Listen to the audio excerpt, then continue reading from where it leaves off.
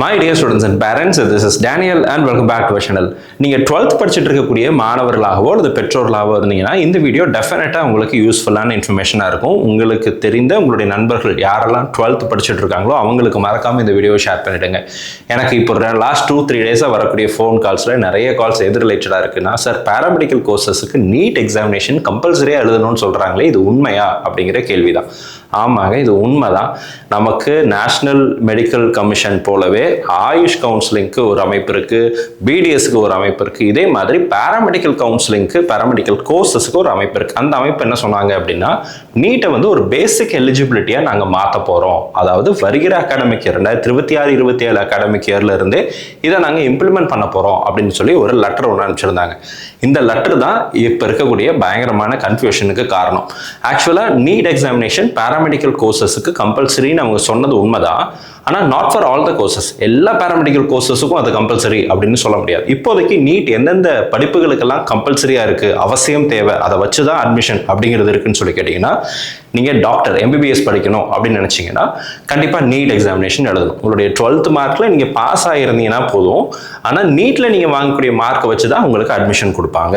எங்கே மெடிக்கலுக்கு எம்பிபிஎஸ் படிக்க போகிறீங்க அப்படின்னு. அதே மாதிரி தான் பிடிஎஸ்க்கும், எம்பிபிஎஸ் பிடிஎஸ் இந்த ரெண்டுக்குமே வந்து உங்களுக்கு நீட் மார்க்கை வச்சு மட்டும்தான் அட்மிஷன் அப்படிங்கிறத கொடுக்குறாங்க.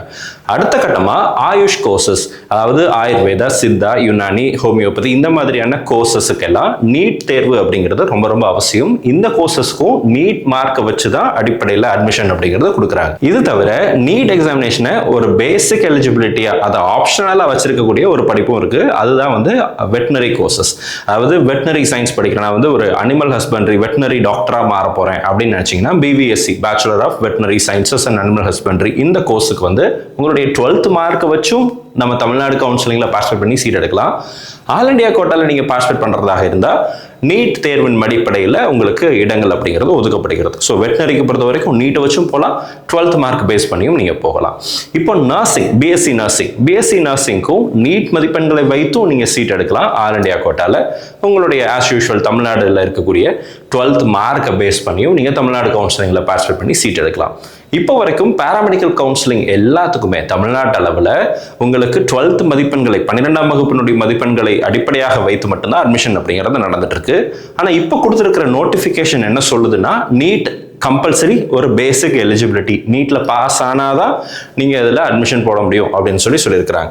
2 நோட்டிஃபிகேஷன் வந்திருக்கு. இதுதான் நமக்கு வந்து அந்த நான் சொன்னேன்ல, நம்ம பேராமெடிக்கல் கவுன்சிலிங்க்கு ஒரு அமைப்பு இருக்குது அப்படின்னு சொல்லி, அதனுடைய பேர் வந்து national commission for allied and health care profession. இந்த NSCHP இதில் தான் வந்து பார்த்தீங்கன்னா இவங்க என்ன கொடுக்குறாங்கன்னா நோட்டிஃபிகேஷன் கொடுத்துருக்குறாங்க. அந்த லெட்டர் நான் உங்களுக்கு காமிச்சிடுறேன். இது அந்த லெட்டர். இந்த லெட்டர் எல்லாமே நம்ம டெலிகிராம் சேனல்லையும் நான் ஷேர் பண்ணுறேன், நீங்கள் பார்க்கலாம். இது எப்போ வந்துச்சுன்னு சொல்லி கேட்டிங்கன்னா 19/11/2025 நவம்பர் 19ஆம் தேதி வந்த நோட்டிஃபிகேஷன்.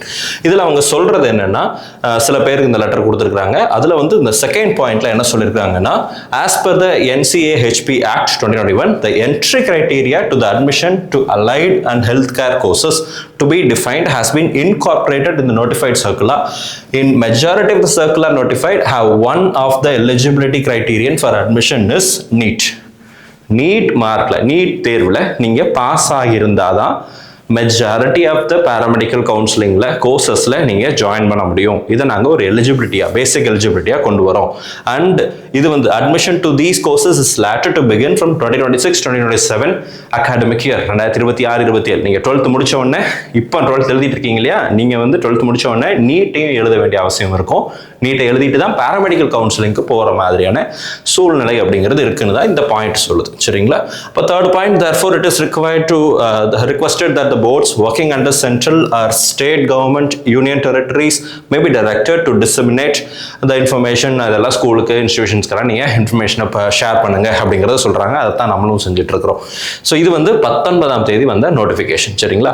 இந்த 19ஆம் தேதி வந்த உடனே நம்ம இந்த நோட்டிஃபிகேஷன் பார்த்தோம். இதில் வந்து எல்லா கோர்ஸுக்குமா இல்லை ஏதாவது செலக்டிவ் கோர்சஸ்க்கா அப்படிங்கிறது கொடுக்கல. ஏன்னா அந்த செகண்ட் பாயிண்ட்ல அவங்க என்ன சொல்றாங்க அப்படின்னா, இங்க இந்த இடத்துல பாருங்க, in the third line, in majority of the circular notified have one of the eligibility criterion for admission is NEET examination appearing in NEET அப்படின்னு சொல்லியிருக்காங்க. மெஜாரிட்டி ஆஃப் த கரிக்குலா இல்லை சர்க்குலா.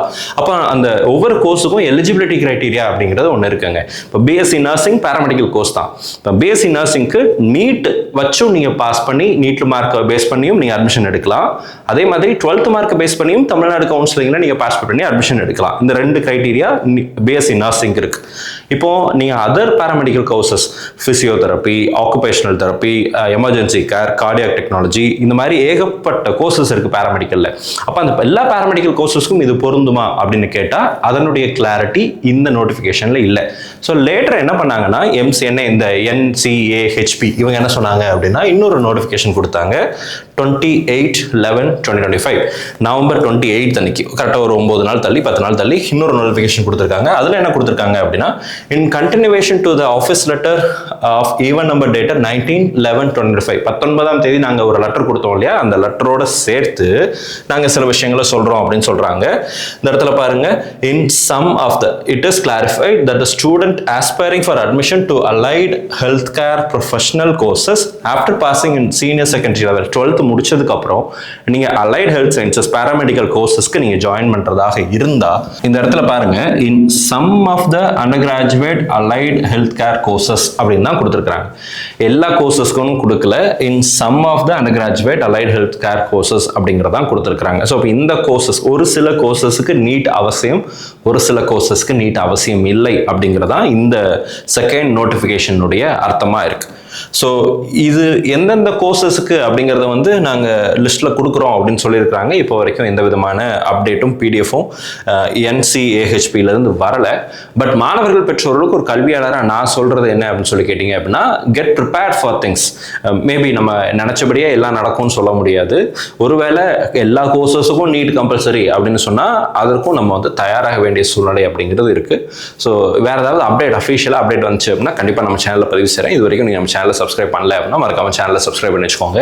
இந்த நேரத்தில் தமிழக அரசுக்கு நம்ம ஒரு சின்ன கோரிக்கை வைக்கிறோம். என்ன அப்படின்னு சொல்லி கேட்டிங்கன்னா இதில் தமிழக அரசினுடைய நிலைப்பாடு என்ன, நீட் தேர்வு பேராமெடிக்கல் கோர்சஸ்க்கு இருக்கா இல்லையா அப்படிங்கிறத பற்றின ஒரு தன்னிலை விளக்கத்தை தமிழக அரசுலேருந்து வந்துச்சு அப்படின்னா அது வந்து மாணவர்கள் பெற்றோர்களுக்கு இருக்கக்கூடிய பெரிய பதட்டத்தை தணிப்பதற்கு அது ரொம்பவே உபயோகமாக இருக்கும். ஏன்னா லாஸ்ட் மினிட்ல 12th ஸ்டாண்டர்டுக்கு பப்ளிக் எக்ஸாம் டேட் எல்லாம் கொடுத்து ப்ராக்டிகல்ஸ் எல்லாம் நடந்து முடியும். இந்த மாதிரியான சூழ்நிலையில் ப்ராக்டிகல்ஸுக்கு எதிர்பார்த்து கொண்டிருக்கிற சூழ்நிலையில் இப்போ வந்து எல்லா கோர்சஸ்க்கும் பேராமெடிக்கல் கோர்சஸ்க்கு சில எந்தெந்த கோர்சஸ்க்குன்னு சொல்லாமல் நீட் அவசியம் அப்படிங்கிறத கொடுக்கறது வந்து மாணவர்களுக்கு தேவையில்லாத ஒரு டென்ஷனை தான் கிரியேட் பண்ணும் அப்படிங்கிறதுல மாற்று கருத்துகள் அப்படிங்கிறது இல்லை. ஸோ தமிழக அரசுலேருந்து ஒரு தன்னிலை விளக்கம் வந்துச்சு அப்படின்னா அது வந்து நமக்கு மாணவர்களுக்கும் பெற்றோர்களுக்கும் ஒரு ரொம்பவே ஹெல்ப்ஃபுல்லான விஷயமா இருக்கும்.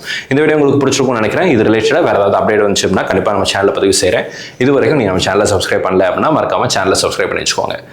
நாட்கள் இப்படி தான் போகுதுன்றதுனால நம்ம எல்லாத்துக்கும் தயாராக தான் இருக்கணும். So if you are a student வாட்சிங் this video get ready for everything. எது எப்படி இருந்தாலும் எல்லாத்தையும் டேக்கிள் பண்ணி நம்ம ஓவர் கம் பண்ணி தான் வந்தாகணும்.